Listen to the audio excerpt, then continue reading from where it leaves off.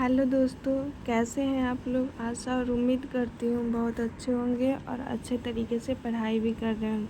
आज मैं आप लोगों के सामने इंडियन पॉलिटी के कुछ महत्वपूर्ण प्रश्नों को लेकर के आपके सामने आई हूँ, जो आपको आने वाले बिहार दरोगा, बिहार एसएससी, बीपीएससी एंड सभी प्रतियोगी परीक्षाओं में आपके लिए महत्वपूर्ण साबित होंगी।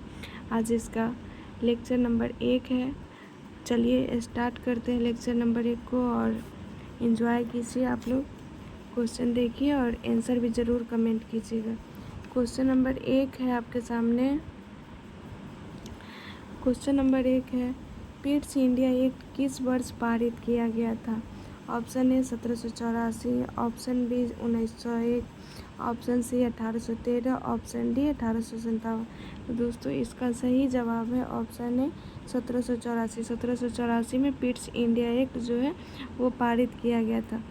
सेकेंड नंबर क्वेश्चन है आपको, ब्रिटिश मिशनरियों को भारत में बसने की अनुमति कब प्रदान की गई थी। ऑप्शन ए पिट्स इंडिया एक्ट 1784 द्वारा, ऑप्शन बी 1773 के रेगुलेटिंग एक्ट द्वारा, ऑप्शन सी 1793 के चार्टर एक्ट द्वारा, ऑप्शन डी 1813 के चार्टर एक्ट द्वारा। तो इसका जो सही जवाब है वो है ऑप्शन डी 1813 के चार्टर एक्ट द्वारा ब्रिटिश मिशनरियों को भारत में बसने की अनुमति प्रदान की गई थी। नेक्स्ट क्वेश्चन है आपके सामने क्वेश्चन नंबर 3। क्वेश्चन नंबर 3 जो है वो है आपके सामने, निम्नलिखित में से किस कानून द्वारा ईस्ट इंडिया कंपनी से सत्ता ब्रिटिश साम्राज्य को हस्तांतरित कर दी गई। ऑप्शन ए भारत सरकार अधिनियम 1858, ऑप्शन बी भारत सरकार अधिनियम 1861, option C royal titles act 1876, option D भारतीय शासन अधिनियम 1892। इसका जो सही जवाब है वो है ऑप्शन ए भारत सरकार अधिनियम 1858 के द्वारा ईस्ट इंडिया कंपनी से सत्ता लेकर के ब्रिटिश साम्राज्य को सौंप दिया गया था। नेक्स्ट क्वेश्चन है क्वेश्चन नंबर 4। क्वेश्चन नंबर 4 है, निम्नलिखित में से किस अधिनियम में कोलकाता में सर्वोच्च न्यायालय की स्थापना का प्रावधान किया गया था।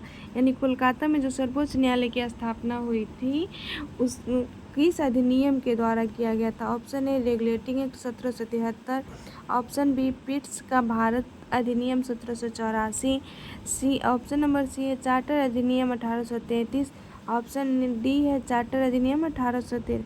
इसका जो सही जवाब है वो है ऑप्शन ए रेगुलेटिंग एक्ट 1773 के द्वारा कोलकाता में जो है वो सर्वोच्च न्यायालय की स्थापना का प्रावधान किया गया था।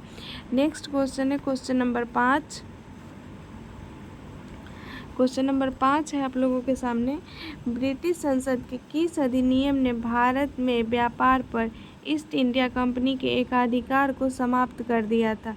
Option A regulating act 1773, option B Pitt's India act 1784, option C 1813 का चार्टर एक्ट, ऑप्शन डी उपर्युक्त में से कोई नहीं। इसका जो सही आंसर है वो है ऑप्शन सी 1813 के चार्टर एक्ट के द्वारा ही ब्रिटिश संसद के भारत में व्यापार पर ईस्ट इंडिया कंपनी के एकाधिकार को समाप्त कर दिया गया था 1813 का चार्टर एक्ट के द्वारा। नेक्स्ट क्वेश्चन है क्वेश्चन नंबर 6।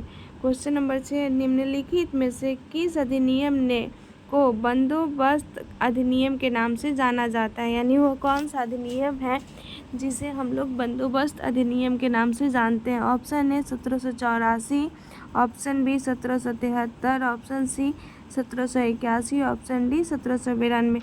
इसका जो सही आंसर है वो है ऑप्शन सी 1781। 1781 के अधिनियम को हम लोग बंदोबस्त अधिनियम के नाम से जानते हैं। नेक्स्ट क्वेश्चन है क्वेश्चन नंबर 7। क्वेश्चन नंबर 7 जो है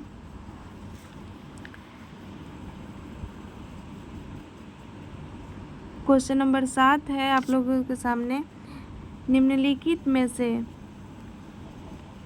किस अधिनियम द्वारा मद्रास एवं मुंबई के गवर्नर बंगाल के गवर्नर जनरल के अधीन हो गए। यानी वो कौन सा अधिनियम है जिसके द्वारा मद्रास एवं मुंबई के जो गवर्नर थे वो बंगाल के गवर्नर जनरल के अधीन हो गए। Option A 1892, option B 1858, option C 1773, option D 1784। यानी इसका जो सही आंसर है वो है ऑप्शन सी 1773। 1773 के रेगुलेटिंग एक्ट के द्वारा ही मुंबई एवं मद्रास के गवर्नर को बंगाल के गवर्नर जनरल के अधीन कर दिया गया था। नेक्स्ट क्वेश्चन है क्वेश्चन नंबर 8। क्वेश्चन नंबर 8 जो है वो है आपके सामने, रेगुलेटिंग एक्ट किस वर्ष पारित किया गया था? Option A 1833, option B 1775, option C 1813, option D है 1773। इसका जो सही आंसर है वो है ऑप्शन डी 1773। 1773 के द्वारा ही रेगुलेटिंग एक्ट को पारित किया गया था। नेक्स्ट क्वेश्चन है, किस अधिनियम द्वारा बंगाल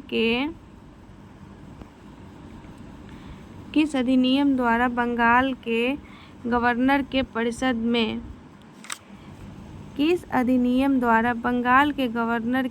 में कमांडर इन चीफ का गठन किया गया था? ऑप्शन ए 1793 का अधिनियम, ऑप्शन बी 1786 का अधिनियम, ऑप्शन सी 1784 का पिट्स इंडिया एक्ट, ऑप्शन डी इनमें से कोई नहीं। यानी इसका जो सही आंसर होगा वो है ऑप्शन बी 1786 के अधिनियम के द्वारा ही बंगाल के गवर्नर के परिषद में कमांडर इन चीफ परिषद को शामिल किया गया था। नेक्स्ट क्वेश्चन है क्वेश्चन नंबर 10। क्वेश्चन नंबर 10 है, भारत के गवर्नर जनरल के पद की व्यवस्था का प्रावधान किस अधिनियम द्वारा किया गया था? यानी भारत के गवर्नर जनरल के पद की व्यवस्था का प्रावधान किस अधिनियम द्वारा किया गया था?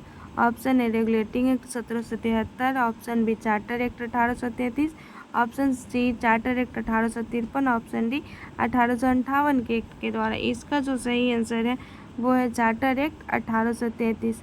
चार्टर एक्ट 1833 के द्वारा ही भारत में गवर्नर जनरल पद की प्रावधान किया गया था। नेक्स्ट क्वेश्चन है क्वेश्चन नंबर 11, और क्वेश्चन नंबर 11 जो है वो है आप लोगों के सामने, ब्रिटिश सरकार के किस अधिनियम ने सबसे पहले बार भारत में शिक्षा के लिए 1 लाख रुपए दिए थे?